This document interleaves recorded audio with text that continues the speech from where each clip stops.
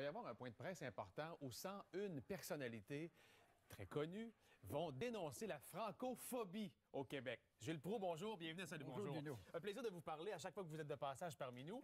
On s'attarde particulièrement à ce point de presse qui aura lieu ce matin. Bon, d'abord, vous la voyez comment, la francophobie? Qu'est-ce que la francophobie, selon les 101 personnalités qui vont endosser cette déclaration-là? D'une façon très subtile. Il y a un mot qui est populaire cette semaine, c'est l'apartheid, Oui. avec la mort de Nelson Mandela. C'est à quoi l'apartheid? C'est la séparation. Et la grande masse, vous viviez là, et nous, les élites ou les hauts dirigeants, nous sommes de notre côté, et tout en ne se mêlant jamais à la grande masse.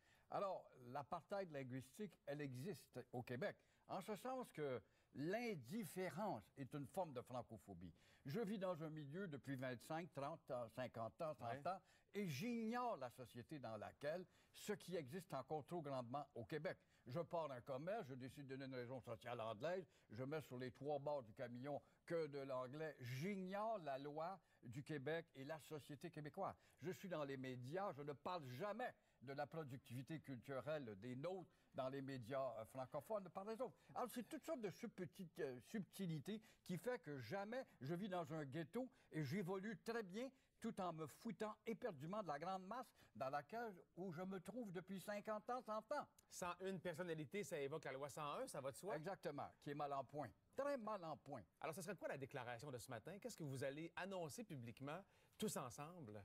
Mais moi, je pense qu'on devrait annoncer publiquement, de demander à Mme Marois de revenir à la charge et d'essayer de moyenner avec la CAQ, puisque c'est un parti qui est parlable, qui est l'entre-deux. Ouais. Le Parti libéral n'est pas parlable, c'est celui du statu quo et de ces minorités qui pratiquent l'apartheid, pour arriver avec un renforcement, un tonique à donner à la loi 101, même s'il y a des chantres du statu quo qui s'imaginent que la loi 101 est en santé puis le français est en santé à Montréal. Ce n'est pas vrai. Vous êtes un défenseur du français, vous, depuis plus de 60 ans, pour ne pas dire davantage. Oui. Votre apartheid linguistique, comme vous le nommez, est pire qu'il était et mieux qu'il était, ou il y a encore trop de chemin à faire et c'est pour ça que ça prend une déclaration Moi, comme je pense celle-là? qu'il est pire qu'il était, en ce sens que jadis, il y a 50 ans, il y avait une bande de rednecks là, qui, bon, appartenaient à leur communauté. Aujourd'hui, au nom de la mondialisation, il s'ajoute à ça l'immigration qui entre à pleine porte, qui ne voit pas l'utilité de baigner avec nous parce que we are in America, we're not in Québec. Okay. C'est une forme d'apartheid, c'est une forme